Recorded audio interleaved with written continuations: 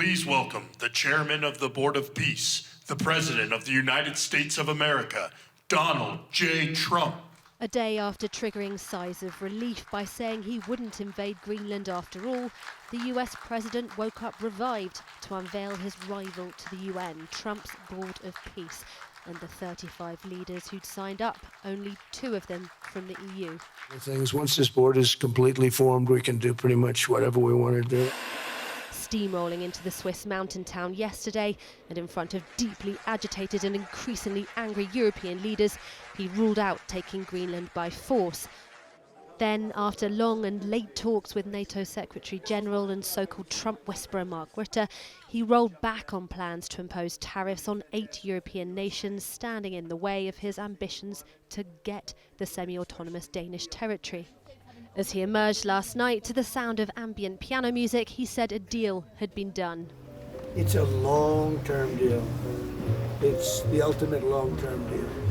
And I think it puts everybody in a really good position, especially as it pertains to security and minerals and everything else. By this morning, we were none the wiser on exactly what had been agreed. What we discussed yesterday, it was a very good discussion, is how can we do that?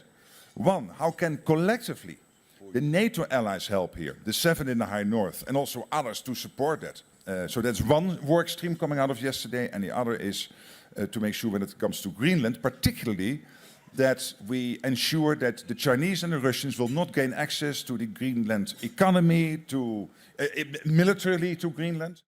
There was anger from some Danish MPs this morning at Greenland's exclusion from negotiations. Talks will now continue, led by Secretary of State Marco Rubio, Envoy Steve Witkoff and Vice President J.D. Vance, who was forced to confine his visit to the territory to a US Army base last year after Greenlanders refused to meet him. On the table, according to the Telegraph, could be sovereignty over small pockets of Greenland where military bases are located, as the British Army has in Cyprus, and access to Greenland's vast untapped mineral resources. Meanwhile, letting out a collective sigh of relief, Prime Minister Sir Keir Starmer welcomed the Danish Prime Minister to Chequers. In terms of recent developments and the withdrawal of the threat of tariffs, I see that as a reflection of pragmatism, common sense and sticking to our values and our principles. The hard yard's now finding a better way forward on the issue that we all agree on, which is security in the Arctic. Is the next chapter here. Usually loath to confront the US president, this week Starmer said he would not yield to him on Greenland. We've got to get by with a little help from our friends. Trump still wants right, title and ownership of it, words that despite yesterday's de-escalation will still be ringing in ears across Europe, and nowhere more than in Greenland itself. I'm joined now by Nguyen Hegeland, an Inuit Indigenous rights activist who has been following all of this with a very close eye and who joins us from Nuuk in Greenland. Can I ask you first what the atmosphere is like in Greenland today? Last week we saw the atmosphere was a lot more fearful from the population side. People were, beginning to plan for an invasion with military force and, collecting food and people have just been, scared. So I think the atmosphere in Nuuk has changed a little bit. So we're founded in, the uncertainty of the future. Do you feel in any way relieved by what's been said over the past 24 hours with Trump saying he wouldn't take Greenland by force?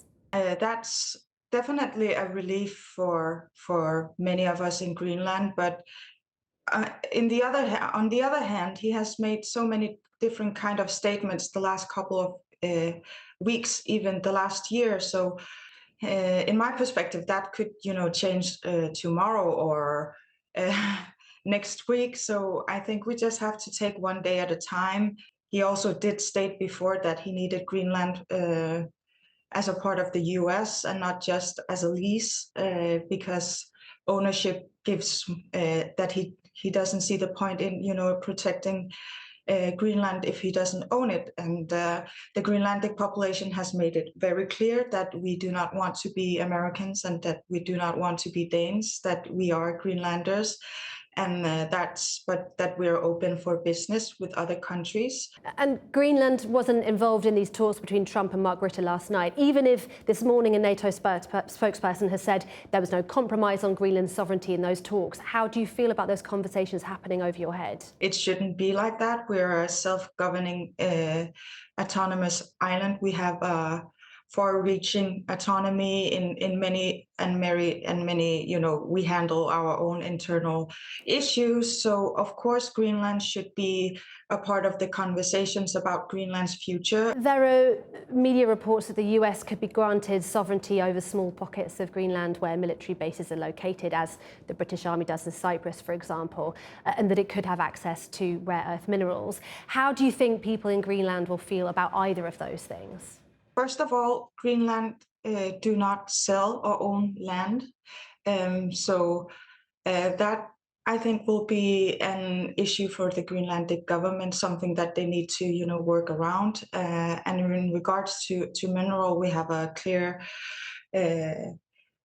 policy that we do not want to extract, for example, uranium. We have very strict rules about environmental legislation when companies are going to mine in Greenland. So it's definitely interesting to see how this will play out if there's a real interest in getting up the minerals from Greenland. I hope that somehow we could get the best deal out of it, so it also benefits the Greenlandic society and the population, and that has been, the purpose of the legislation that we have in Greenland. And they also inserted some restrictions of foreign ownership in regards to the tourism sector, but also the mining sector. Do Greenlanders worried about what might happen if they do get access to those minerals and how that might affect the environment there?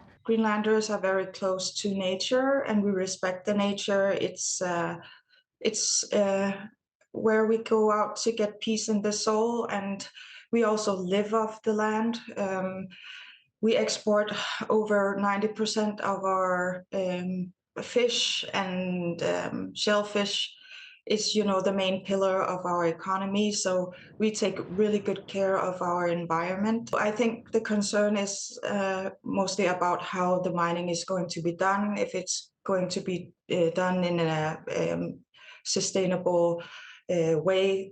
Trump has made several claims about Greenland, repeatedly seeming to confuse it with Iceland, also claiming that America gave it back to Denmark after World War II. I mean, how are those comments going down there?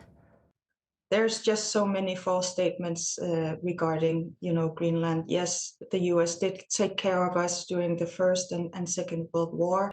Of course, that we're grateful for, but they have also had their military presence since and the military agreement since 51, which actually give them a widespread access to expand their defense and security of the Arctic. Would it be fair to say that the majority of Greenlanders would be horrified at the idea of the US having sovereignty over it?